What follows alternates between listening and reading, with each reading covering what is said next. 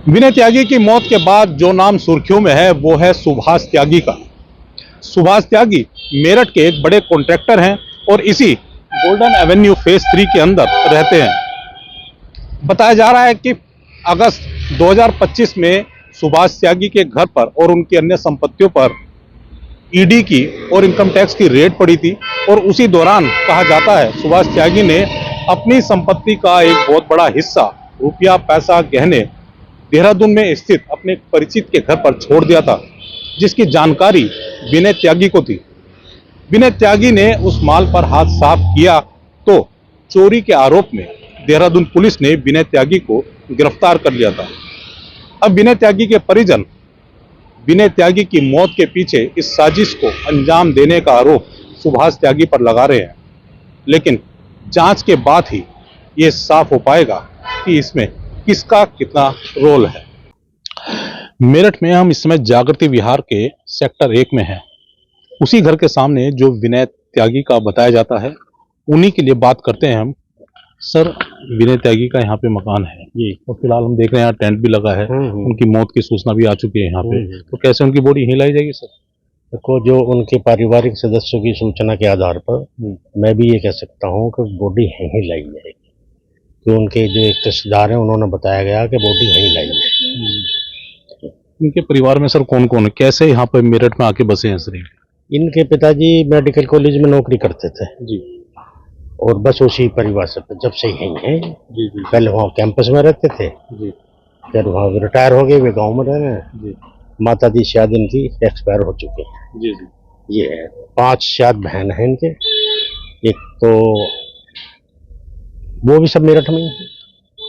तो यहाँ ये घर में कोई रहता था यहाँ पर? नहीं, फिलहाल अब इसमें कोई नहीं रहता था, वो विनय ही रहते थे उनकी घर। उसके बाद में अब यहाँ कोई नहीं, ताला लगा हुआ था। ताला लगा हुआ था। तो अब यहाँ के देख रहे हैं हम, सफाई चल रही है। बस उन्होंने भेजे होंगे क्योंकि ये क्रियाक्रम होना है, इस वजह से यहाँ सफाई हो रही है। तो मेरठ में और परिवार के कौन कौन मेंबर रहते हैं सर? यहाँ उनकी बहन रहती हैं।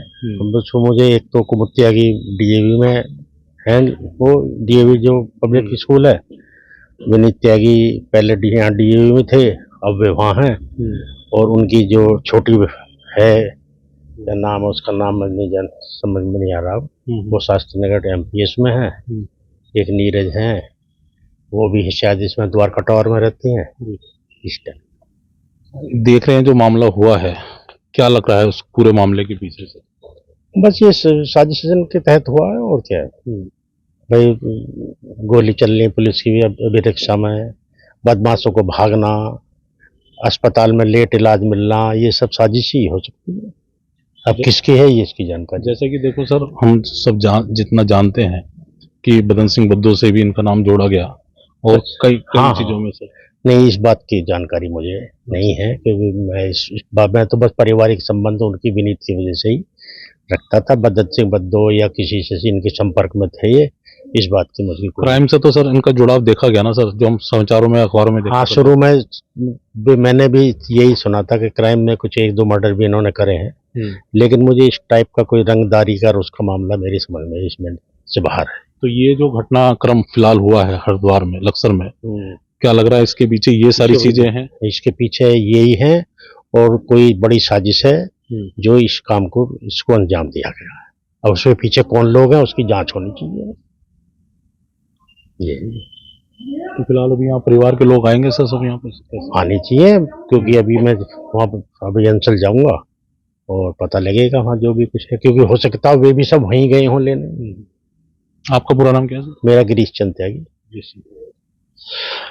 यहाँ जिस मकान के सामने हम हैं, ये मकान वो है जो विनय त्यागी का मकान कहा जाता है, और इसी विनय त्यागी के मकान को हम जो देख रहे हैं, फिलहाल यहाँ पे सफाई चल रही है, और कहा यह भी जा रहा है कि ऋषिकेश से, हेम से उनकी बॉडी को शायद यहीं पर लाया जाएगा। उसी की तैयारी यहाँ पर चल रही है।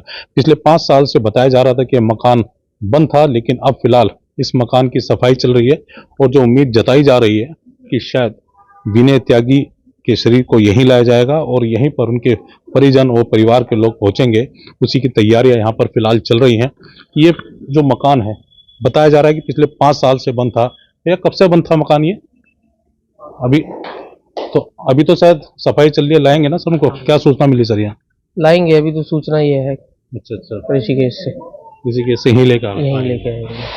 तो अभी हम देख रहे हैं परिवार के, और आप परिवार के कैसे सर? हाँ, परिवार का। अच्छा अच्छा, क्या नाम सर आपका? मेरा सौरभ, सौरभ। तो परिवार क्या लगते हैं सर आपके लिए? मेरे साल लगते हैं दूर से। अच्छा अच्छा, तो कब तक सूचना है सर यहाँ लेके आ जाएंगे सर? बता रहे हैं अभी 1-2 घंटे की सूचना है, लेके आएंगे। अच्छा। तो धीरे धीरे परिवार वाले भी यहाँ पे परिवार वाले आ आएंगे। तो ये मकान कब से बनता सर? कोई 5-1 साल बनता शायद। अच्छा, पहले रहते थे यहीं पर ही? पहले यहीं रहते थे। विनय त्यागी अब रहते कहाँ थे वैसे? इसका तो मेरे को अभी तो प्रॉपर नहीं पता इस बारे में जानकारी, और ये है हमारे रिलेशन में, तो इसलिए आना पड़ा। तो धीरे धीरे परिवार वाले भी यहाँ पर पहुँच रहे हैं, और सफाई यहाँ इस मकान की चल रही है। कुर्सियाँ यहाँ पर पहुँची है, और कहा जा रहा है कि कुछ घंटों बाद यहाँ पर उनके शरीर को यहीं पर लाया जाएगा, और मेरठ के अंदर ही उनका अंतिम संस्कार होगा। जो बात हुई आसपास के लोगों से कि कुछ क्राइम की घटनाएं हैं जो लोग जानते भी हैं कि उनके नाम पर थी, लेकिन सीधे सीधे बोलने से हर कोई इस समय बच रहा है कि जराइम की दुनिया में कितना नाम था विनय त्यागी का, और शायद हो सकता है कि उसी के कारण से ये सारा घटनाक्रम हुआ हो। क्योंकि जो अभी हमारी बात हुई तो उन्होंने कहा कि ये जो घटना हुई है ऋषिकेश में, लक्सर में, जो एक घटना हुई है, उनके ऊपर जो हमला हुआ है, ये एक बहुत बड़ी साजिश है। जब जांच होगी तब उसके बाद ही इस पूरी साजिश का खुलासा होगा। फिलहाल हम उस घर के सामने हैं जिसकी सफाई चल रही है, और यहीं पर कुछ देर बाद विनय त्यागी के शव को यहाँ पर लाया जाएगा।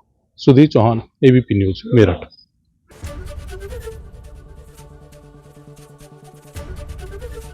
एबीपी गंगा, खबर आपकी, जुबान आपकी।